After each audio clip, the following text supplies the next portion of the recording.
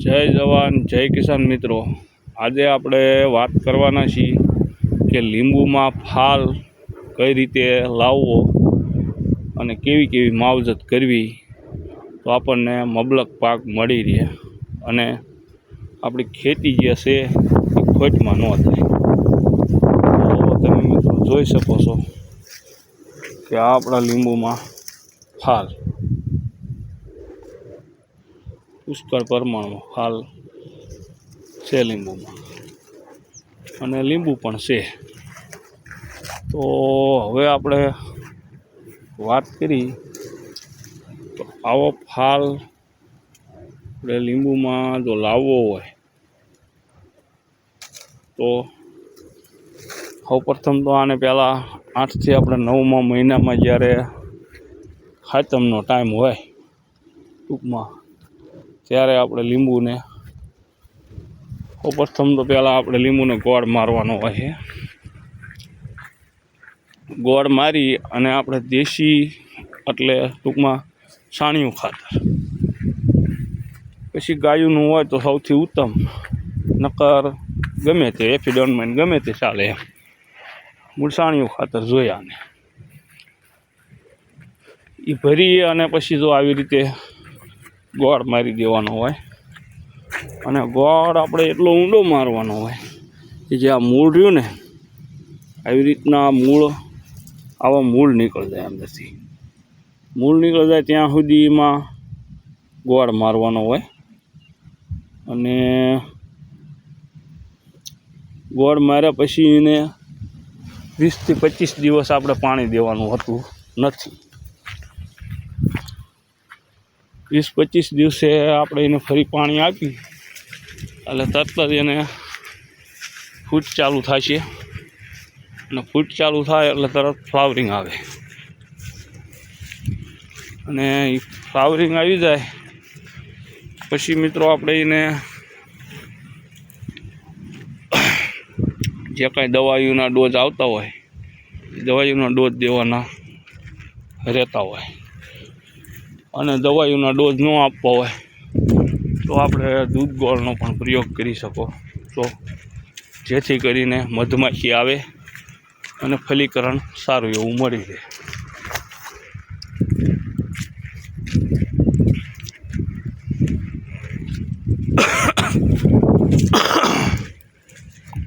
આ બધામાં તો છે ને સાહેબ લીંબુ થઈ ગયા છે એટલે કદાચ તમને જોવા નહીં મળે ફલીકરણ. આગળ આપણે જોઈ કેવું છે અને શું છે, બરાબર. આગળ આપણે ફિલ્ડમાં આગળ જઈ અને જોઈ કેવું ફલીકરણ છે. આમાં બધે તો ફાલ કમ્પ્લીટ નોર્મલ લીંબુ થઈ ગયા છે જેના, એટલે કદાચ આપણે કેમેરામાં કેપ્ચર નહીં કરી શકીએ અને કદાચ આવી પણ નહીં શકે. આ જોવો છો તમે, આ લીંબુ છે, આવું ફલીકરણ છે. આ લીંબુ છે અને આ ફૂલ છે. ભરપૂર અને પુષ્કળ પ્રમાણમાં આને જો લાવવું હોય તો જો આવી રીતે એનું ફલીકરણ જો કરવું હોય ને આવી રીતે તમે જોઈ શકો છો મિત્રો, ફૂલે ફૂલ લીંબુનું ફલીકરણ થયું છે. હવે આવું આપણે તો કરવું હોય ને તો આટલી માવજત ટાઈમ ટુ ટાઈમ થઈ જવી જોઈએ. ટૂંકમાં 9મા મહિનામાં ફાઇનલી હોવું જરૂરી છે. આ જોઈ શકો છો 9મા મહિનામાં જો આની માવજત કરી લેવામાં આવે ને તો આપણને આમાં બહુ સારું એવું બેનિફિટ મળી રહ્યા છે. અને જો આપણે આ જોઈ શકો છો તમે, ઝીણા લીંબુ પણ તમે જોઈ શકો છો અને ફલીકરણ પણ ચાલુ છે. આ તમે જોઈ શકો છો, આ લીંબુ છે.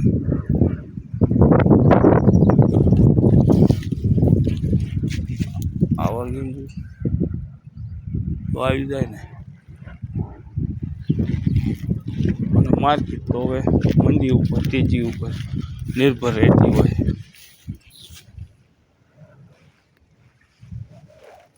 આ તમે જોઈ શકો છો લીંબુ છે નાના નાના, કદાચ મોબાઈલમાં કેપ્ચર થાય કે ન થાય તમે જોઈ શકો છો.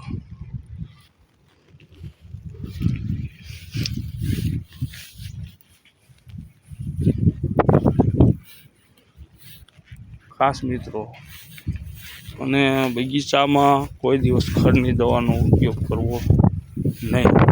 ખડની દવાનો ઉપયોગ કરશો તો આપણને લાંબા સમયગાળે આપણને એનું નુકસાન જોવા મળશે.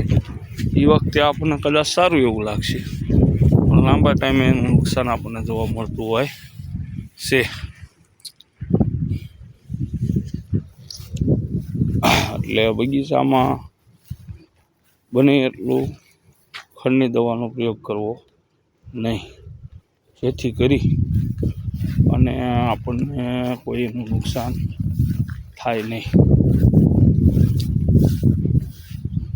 જોઈ શકો છો આપણે ફિલ્ડમાં લીંબુ પણ હોત છે જોવા મળે છે.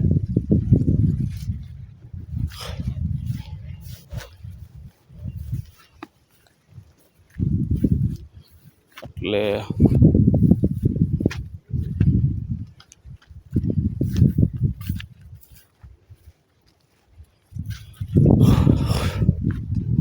આવા આપણે જો આપણી ફિલ્ડમાં પાકા લીંબુ પણ છે અને ઝીણા લીંબુ છે. તો કોમેન્ટમાં કહેજો કે કેવો આપણો બગીચો છે,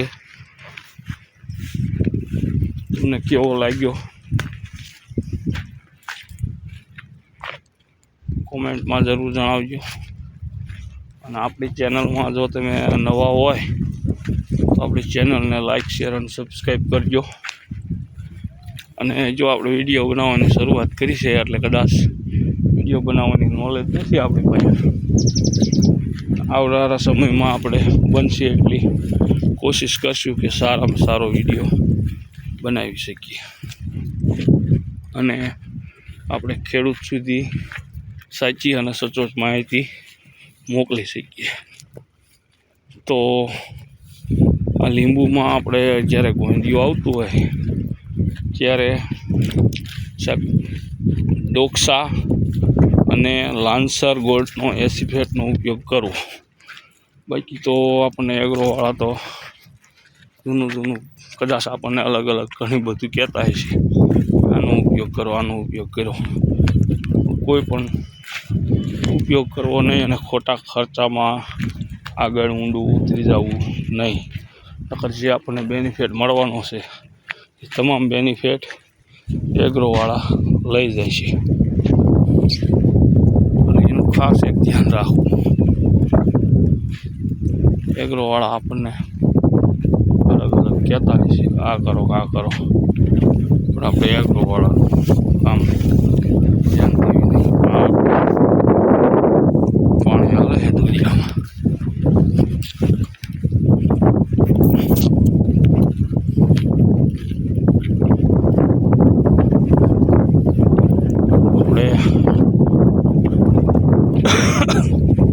આપણા દિવેલો છે.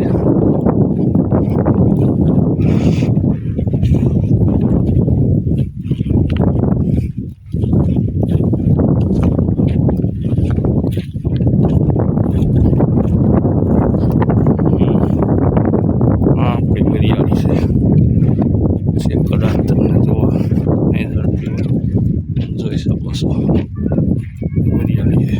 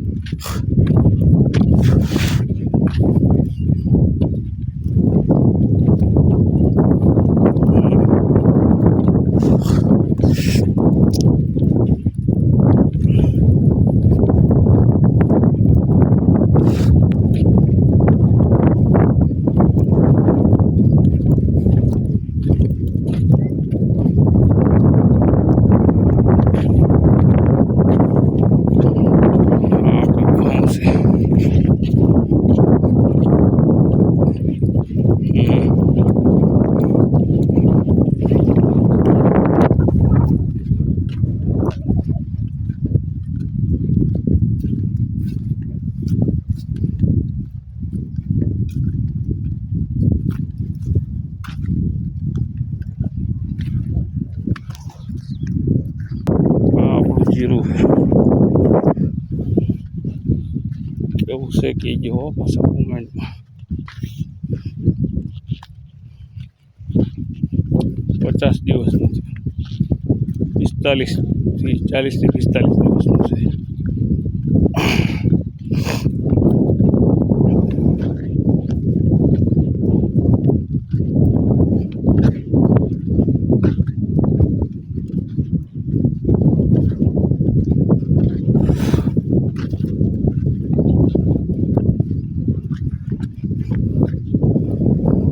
તમારે કેવો જીરા છે એ કહેજો.